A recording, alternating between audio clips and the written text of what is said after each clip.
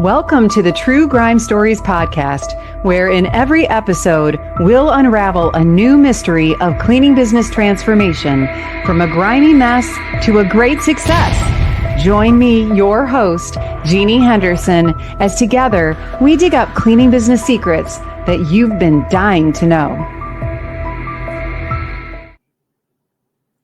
Hello, everybody, and welcome to the next episode of True Grime Stories. I am so glad you're here, and you will be too, because today you get to meet my friend Erica Turner. And Erica is the owner of Green Meadow Cleaning Service in Johnson City, Tennessee. She's been doing this since way back in 2015. And she's here today to share some of the things that she has learned about growing a successful residential cleaning company.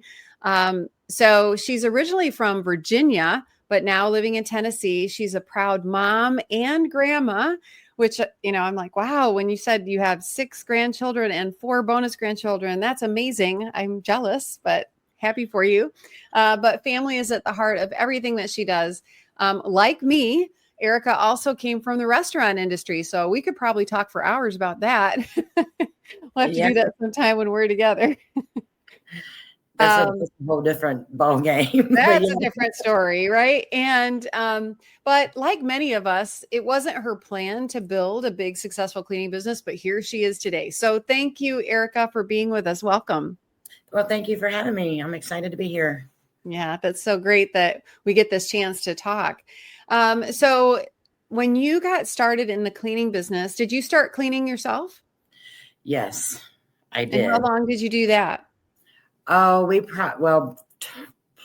by myself, probably did that for 2 or 3 years. Well, about 2 years before we started really hiring employees. Okay. Yeah. And then I continued to do it up until about 2022, somewhere between 21 and 22, somewhere in that year. Okay. Yeah. So you were cleaning and growing your business at the same time.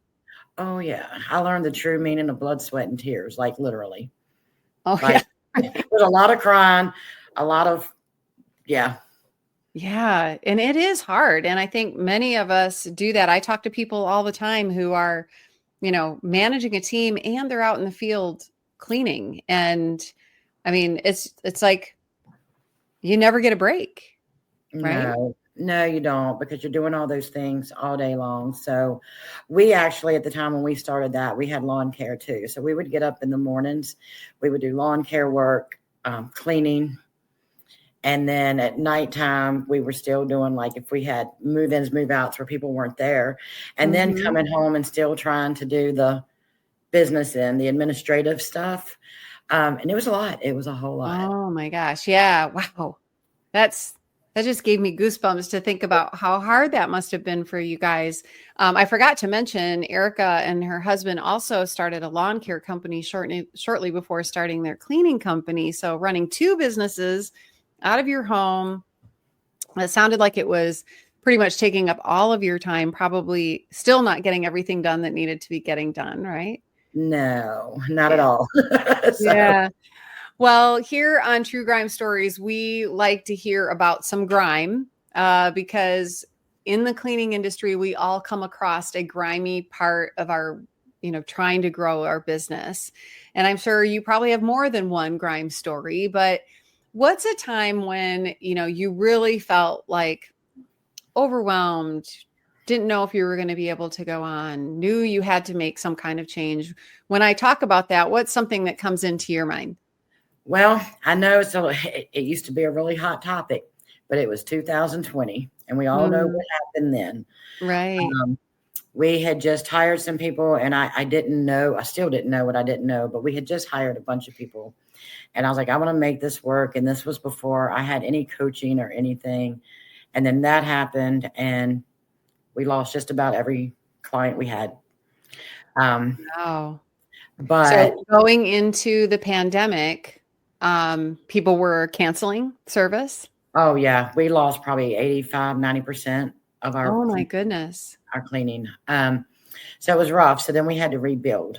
And I mean, we basically had to start over. And wow. it was during that time too. My husband and I were arguing about it because the problem was I knew we still had money coming in, but I didn't have any money. I didn't know where it was going. And he was still writing it down in a notebook like this. And he's like, well, we've got all this, but no idea where it was going. And it was like, so when that happened, we had no plan and we had no money. So everything was like crashing and burning, it felt like. Oh my gosh. Yeah. And that, I'm sure many people can relate to that, because when you're growing your business, sometimes you don't get all the systems set up, right? And the one that we often overlook is the financial system. Yeah. Right. That system of money coming in, managing the money going out, and having some left over. Yeah. But we, like you said, we could talk about different stories all day, but it all intertwined in the same thing. Like I was paying employees $8 an hour. It was taking on 8 hours to do one 2,000 square foot house. But I thought I was doing it all correctly because I didn't know. And so it all kind of just intertwined. So we were paying all this money and it was just a mess. It was a big mess. And then when 2020 happened and everything crashed and burned, it was like, I give up. I'm done. I'm not doing this anymore. I was crying. And I mean, we were sitting around the fire pit. If you're ready for this story, I'm ready. We were drinking our boxed wine and the pandemic wine. Yes. Yeah, the pandemic wine, the good, the nice cheap stuff. But we were doing that. And I remember my husband saying, well, we're going to have to do something. And I had been following CBF, like the Profits Group page. Okay. Yeah. For a long time. And I kept seeing it. And I was like, so if I looked at my husband, I said, there is this lady. I mean, I don't know her. I don't know if this is true. I don't know, but there is this lady and they claim that we can get out of this mess. And he's like, we don't have anything else to lose. We don't have any money anyway. I was like, okay, we'll give it a shot. So I made that call and it was a lot of things started happening. Good things. Yeah. Right. And then, so you basically were starting from scratch, right? Yes, ma'am. Right. And so you became part of CBF. Did you have employees at that time? Had you already started rebuilding at that point?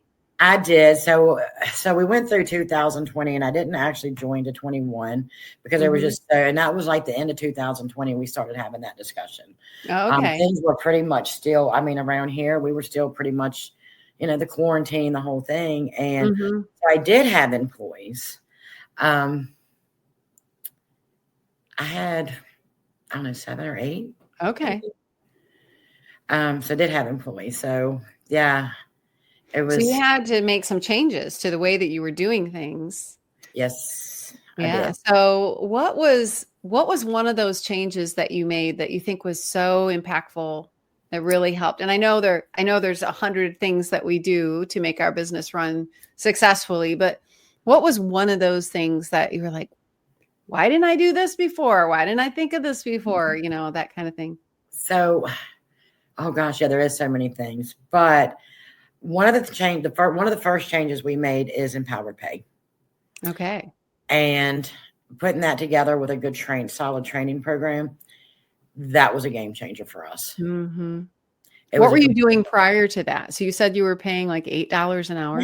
They were making $8.50 an hour, and it was like, is that minimum wage in your state? $7.25 is minimum wage. So it wasn't above it.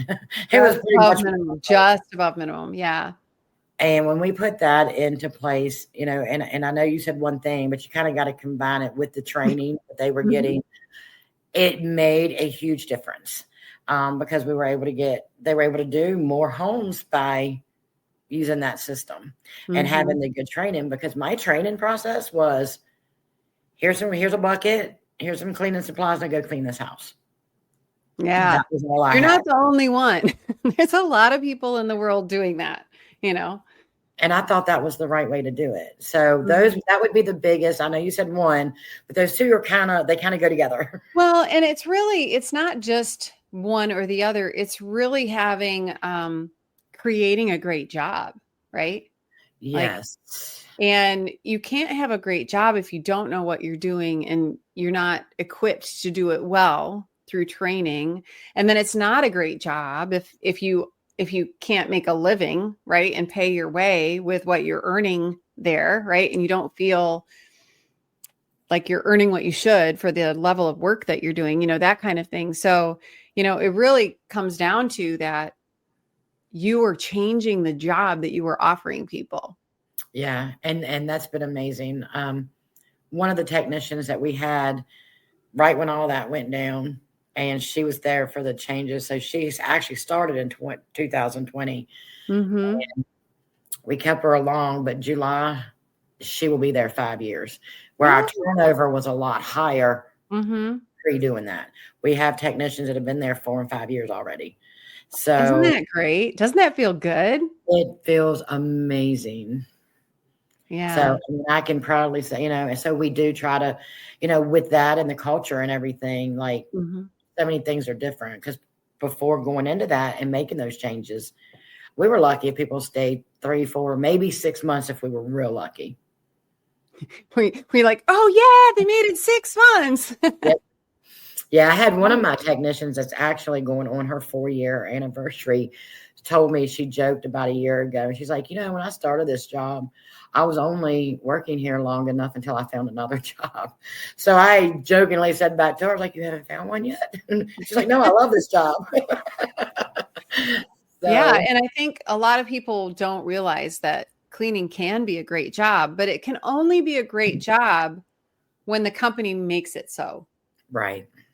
And that is, it has to be intentional and it has to come from the leadership and the owner having systems in place, because you can't afford to pay people well if you aren't pricing well, if you aren't selling well, if you don't have all those other systems in place, you can't provide that great job for people. So it really has to come from you.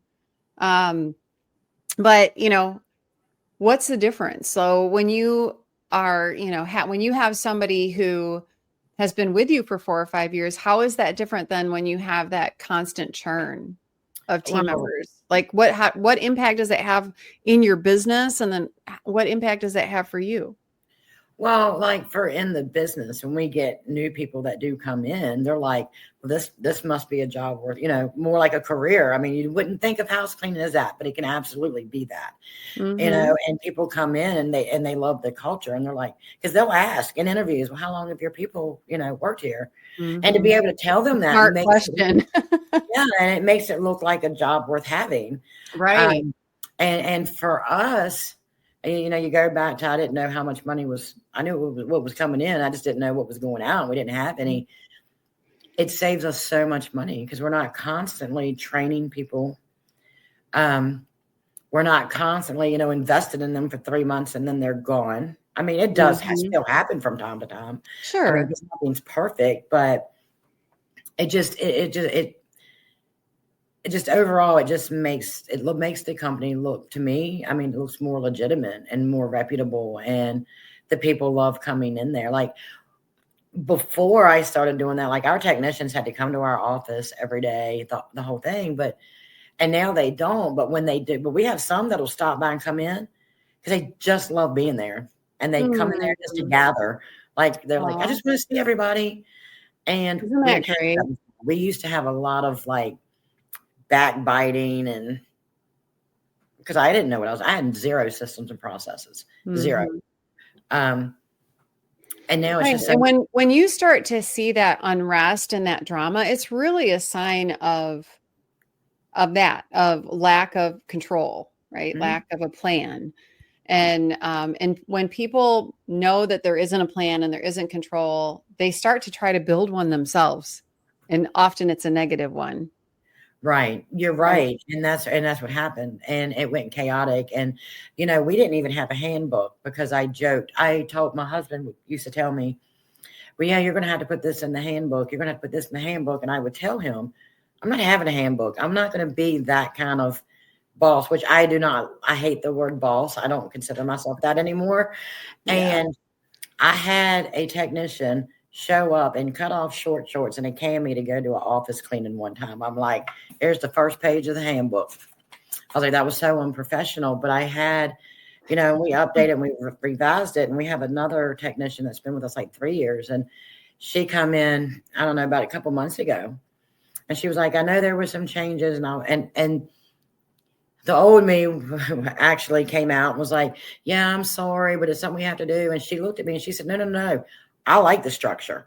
I like knowing what's going on. Oh, yeah. She's like, and we need that. We all need that, because you're right. They will start making their own rules and it's like, goes crazy.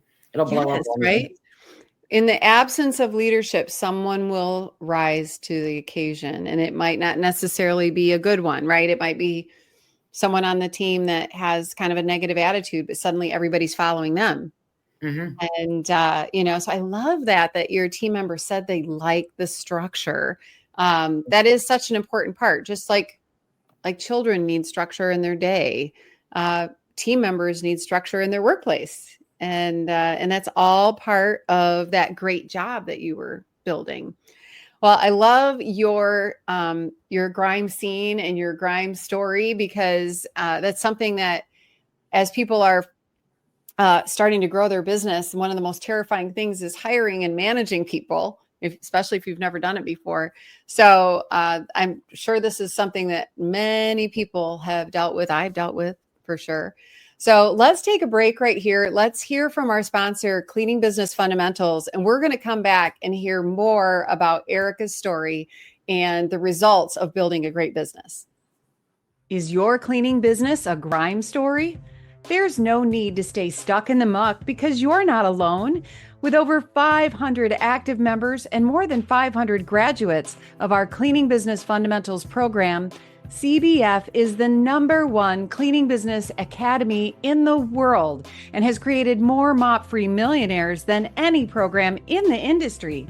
Learn more and let CBF take your residential cleaning business from a grime story to a gleaming success. All right, we are back at True Grime Stories with our guest, Erica Turner, with Green Meadow Cleaning Service in Tennessee. And Erica was sharing with us how she turned her company around by making it a better place to work. And I love that. Anybody who knows me knows I love building teams and culture. So this is near and dear to my heart. I can talk about this all day. Actually, I learned a lot from you just on like your post in the groups. Oh, well, that's so great. Yeah. I mean, with it. And that's the great thing about being in community too. Since you joined CBF, you get to share and learn from so many other people. And my culture is like little bits and pieces of a bunch of other people's culture, like we just learn from each other. It's so great. It is. Well, I love this story about, building a great team, and that, your team members are really taking notice of this being a great place to work. So how many team members do you have now? Including office staff, I think 24. Wow. That is so amazing. Yeah. Yeah. And I was looking in our commercial at the green jacket photo. When did you get your Mop-Free Millionaire green jacket? That was last year, 24. Yeah, 2024. I love that jacket. I was like, you know what? I'm sending a photo with that one, because that was a very proud moment. Yeah. It's emotional, isn't it? It was not. And I was laughing because I was trying to get the photo. And I told my husband, I said, where's my green jacket, which was in the closet? I was like, will you grab that for me? I love that photo. It's my favorite. I love that jacket. Yeah, but it's such a big deal. And you can't get there by yourself, right? Mm-hmm. Nobody builds $1 million business without the help of a great team. It's really everybody working together. So, obviously you've been able to build a $1 million business. You have a great team, approaching 25 people on your team. What are some of the results in your personal life? Because I would guess if you were, burning the midnight oil for several years, things have to be a lot different for you now. Yes. So it's way different, way different. I am in contact, with my office, staff every day, at least some days I'll go without. But back in September, we were able to take a month-long road trip cross country to go to San Diego and back through Yellowstone. Nice. I remember seeing pictures of that. And that's, where I went from not even being able to take a day off to having systems and processes where I could take a month off. Oh my gosh. And I'm not going to lie, I was sick to my stomach, nervous over it, but they didn't burn anything down. In fact, they grew while we were gone. So, oh, wow. So you went on vacation. How long were you gone? 34 days. 34 days. So 34 days away from your business, and it kept growing. Yes. Right. So that is the result of, really having processes in place that allow you to have the right people, in the right seats. Exactly. And it's allowing me now. And John reminds me of it. Actually, my office manager is really good about this too, because I'll start feeling guilty sometimes when I'm not there. And she's like, but you were here by yourself for years and we've got this. And, John will look at me every now and then and he's like, and he did it just last week. So all those long nights and hard days, like they're worth it now. Cause I might go in there once a week. I go, for our meetings and then I'll stop by. But I have had a dream since I was a kid. And because of it, I've been able to live out my dream that I now have a horse. Oh, I love that. Have a mule. So like yesterday, like Wednesdays, I can take Wednesdays off because my trainer that's training me to ride and stuff like that every Wednesday. I'm able to take that off. I'm able to take trips. My granddaughter, they live in Kentucky, but one of my granddaughters, her birthday was last month. And it's like, we can pack up. We can go spend a day or two there. And I've got one in Virginia.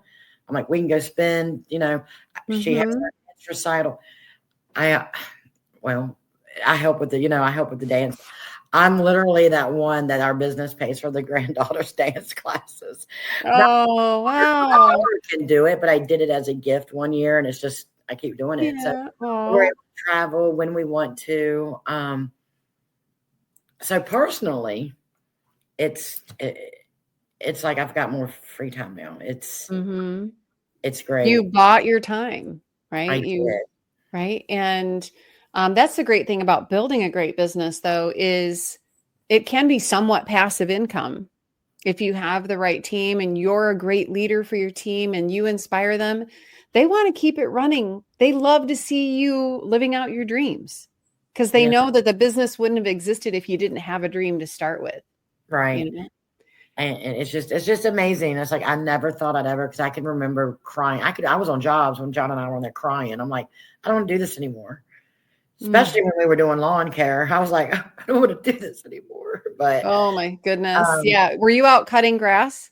I was mowing and all the things, but about a year and the other personally, I remember when I signed up for CBF and I was like, I just want to be able to get out of the lawn care, like all those things. And Debbie said, don't do that yet. Cause I was ready. I was ready to implement everything overnight. And she said, don't do that yet. So we didn't. But after about a year and a half, only thing we do now is cleaning. We don't do any of the other stuff.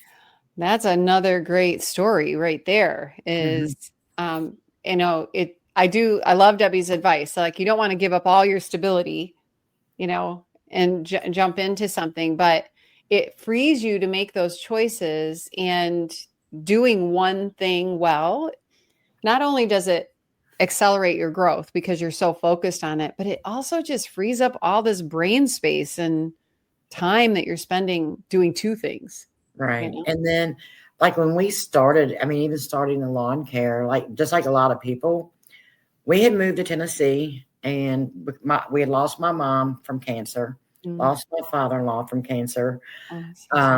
All our kids had grew up, they had their own places. And we were like, well, let's go see what else we like. And we did it to have a simple life, but we were broke. So we moved here and I had a car repossessed and we were mowing yards just to eat. The only reason we added cleaning was because during the winter, mowing grass didn't pay the bills. Right. I really did it as a side hustle, and it's just wild. I don't know. I don't know. I could talk about it all day. Sure. Well, and a lot of people just don't think that running a cleaning business can be the thing that, gives you this great income. When we're kids, and I don't know if you felt this way, but like I felt like, well, if I didn't become a doctor or a lawyer, Yep. I couldn't be wealthy. Right. There was Yep. there was something about the respect that people had for professionals, doctors, lawyers, accountants. And I actually went to college to be an accountant.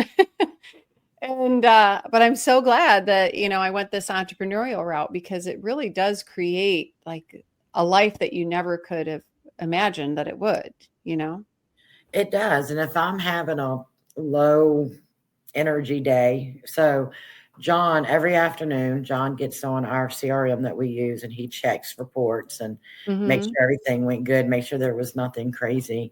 But I can literally look at him now. Like last night, I was just tired. I was exhausted. I didn't want any negative. I was like, don't tell me anything tonight. We can wait till tomorrow. That's tomorrow's problem. Where before I had to address all those things like right Mm-hmm. then, Mm-hmm. so it's, yeah. But I had a mini stroke a few years ago too, and my cardiologist was like, "Don't let that business kill you." And I was like, "I know, we got to do something." So, Well, that can happen. We tend to push ourselves hard, and having a business it's like another child, right? That you're taking care of and trying to get it to grow. So yeah, you got to take care of yourself. Well, congratulations on your growth, and especially congratulations on the life you've been able to build for yourself and your family. It's a huge blessing to hear that for you.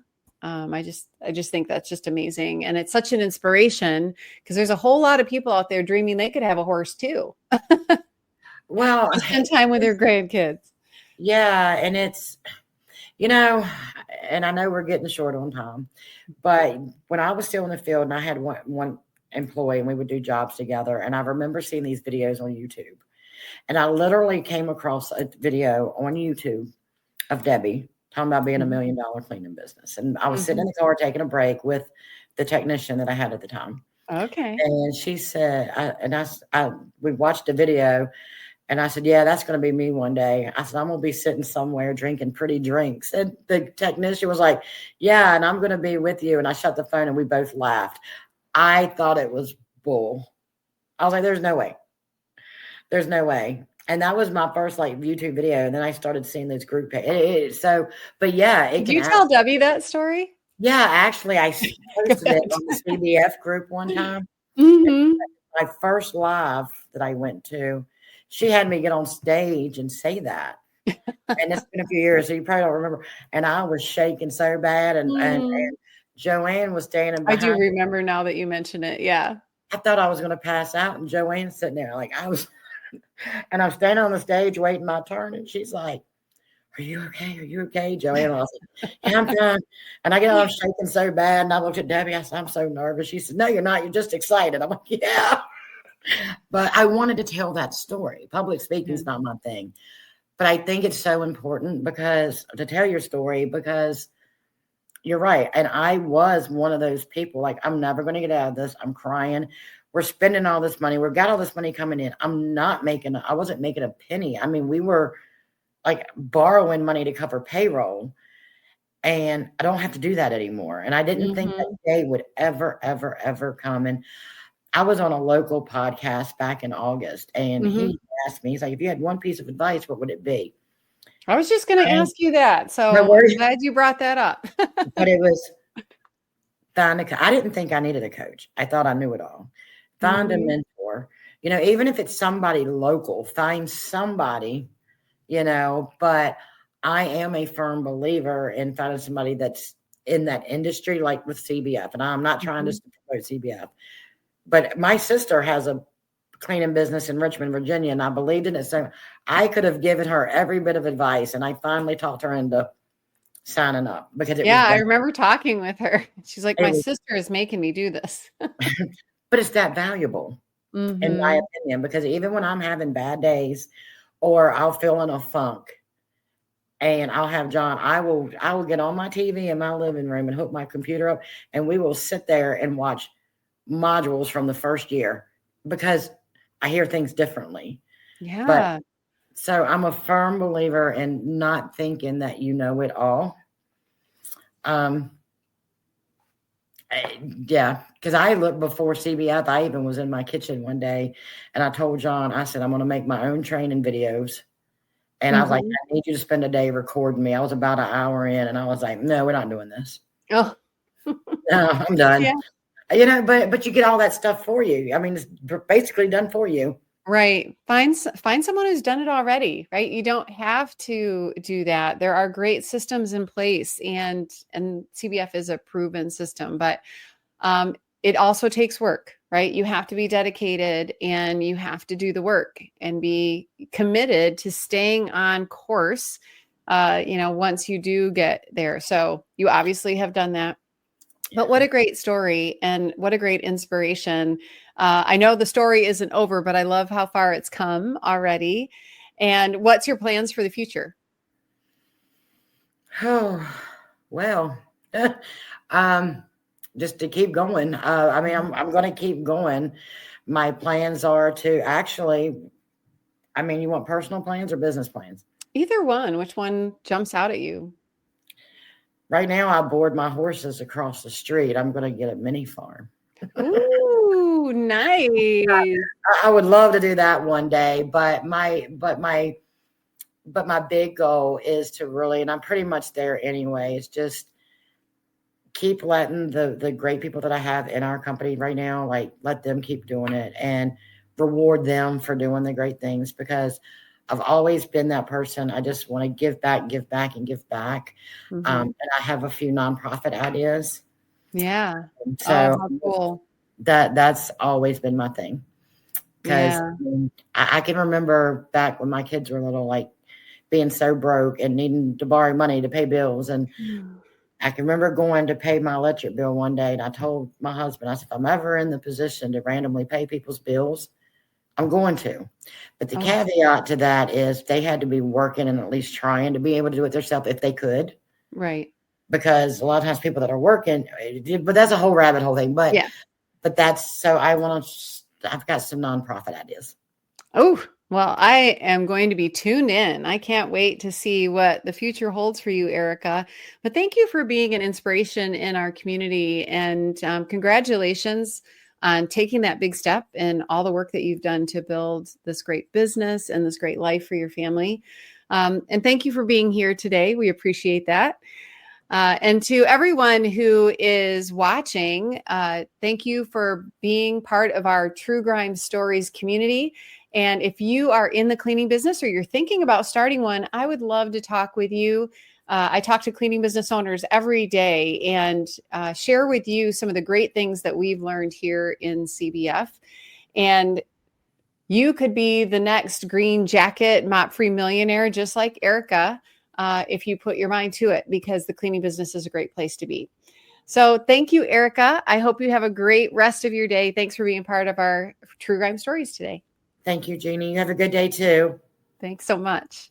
That's a wrap on today's True Grime Stories. Thanks for joining us in uncovering the secrets of cleaning business success. Don't forget to subscribe, share, and download, and check out our show notes for links and info from today's episode, and to learn more about our sponsor, Cleaning Business Fundamentals. Join us next time as we solve another True Grime story.